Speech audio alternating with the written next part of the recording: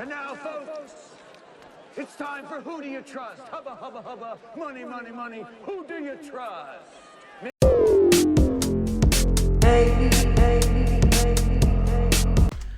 What's up, Raiders? This is Adam from RaidersOfLostFlix.com, and we're looking at an article here from Screen Rant. Joker director says movie doesn't take anything from comic books. Now, that kind of disturbs me a little bit. Let's get into this article, and then we'll come back to that remark I just made. Joker writer-director Todd Phillips says the movie doesn't follow anything from the comic books, and he knows that will make people mad. Joaquin Phoenix is set to play the latest cinematic incarnation of the infamous Batman villain, with Joker in Phillips' upcoming film. It promises that this take on the character will be very different from previous versions. For one thing, Phillips and Phoenix's take on the Joker will be a full origin story, something that hasn't been attempted on screen before. Tim Burton's Batman did show how Jack Nicholson's Jack Napier became the Joker, but that was only a small part of the story. The film will also present a much more gritty and realistic take on the character, inspired by everything from Martin Scorsese's The King of Comedy to the cop shows of the 70s and 80s. Early teases of the movie have given glimpses of how Phoenix will tackle his version of the iconic character, and indeed it does look very different from prior cinematic incarnations. Now, in an interview with Empire magazine, Phillips has indicated that not only will this Joker be different from prior movie versions, it will also be very different from prior comic book versions. In fact, according to Phillips, he and Phoenix didn't just deviate from the DC Comics Joker, they ignored the comic books entirely, and he is very aware how this decision might negatively impact fans' perception of the movie. Phillips said, "We didn't follow anything from the comic books, which people are going to be mad about. We just wrote our own version of where a guy like Joker might come from.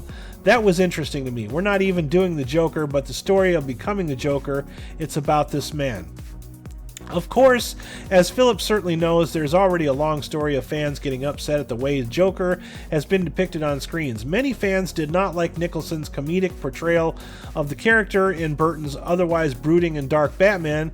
Even more fans were dismayed by Jared Leto's gangsta take on the Joker in Suicide Squad. You mean the Jokerlo? The Juggalo Joker? Juggalos. The only movie version of the Joker to meet the near universal acclaim was the one offered by Heath Ledger in The Dark Knight. But of course, fans only embraced Ledger's portrayal after originally bashing Chris Nolan and Warner Brothers for casting the actor. Having seen how passionate fans can get about the Joker, Phillips is clearly aware that he's treading on dangerous grounds by throwing out the comic books as source material and essentially rebuilding the character from the ground up. It remains to be seen if fans will ultimately embrace this new take on the iconic villain, or if they will be turned off by the way Phillips and Phoenix have deviated from established lore in Joker.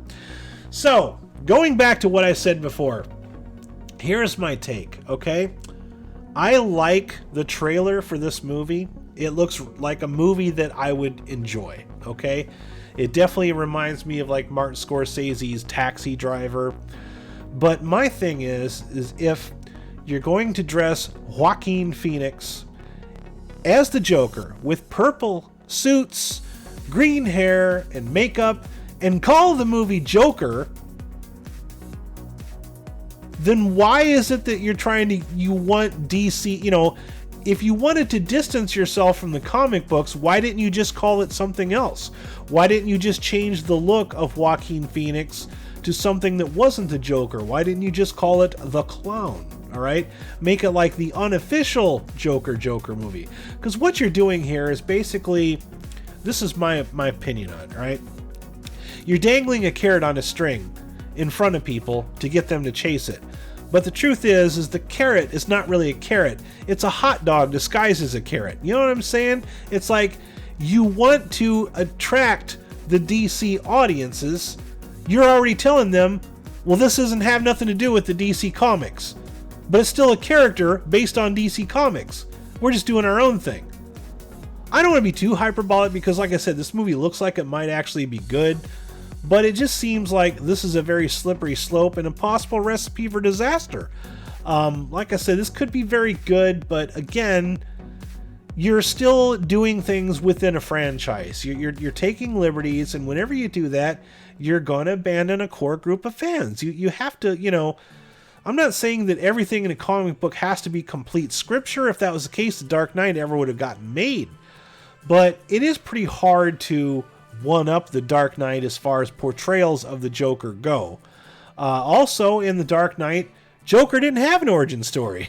Every time he kind of alluded to his origin, he kept changing it, making him more mysterious, and I kind of like that. So this is an origin story, and from what I understand, they're not going to go anywhere with it. So that's kind of troubling to me. I don't know. There's so many things that the DCEU could have done, and I don't even understand if they even know what they're doing anymore at this point. But, you know, either way, this does look like a good movie, and I don't want to dismiss that or take it away from anybody. But, you know, this article coming out right here, it's strictly for clicks, all right? Because I'm about 50-50 on people I know that are upset about this. It's maybe about 50-50. Some people, diehard DC fans, are like, oh, no, why are you doing this? And then fans of movies in general are like, well, I'm okay with it. I'm willing to give it a shot.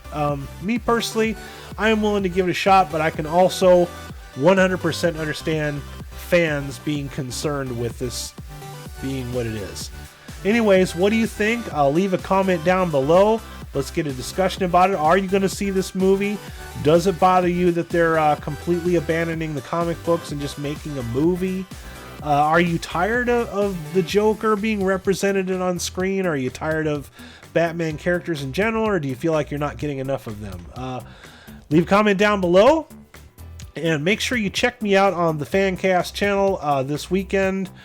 Friday at 8:30 p.m. Eastern Time, we're doing a live watch party of Night of the Demons, so make sure you're there for that. I will leave a description or a link to the channel in the description. Make sure you subscribe to that so that you don't miss out. It's going to be a lot of fun.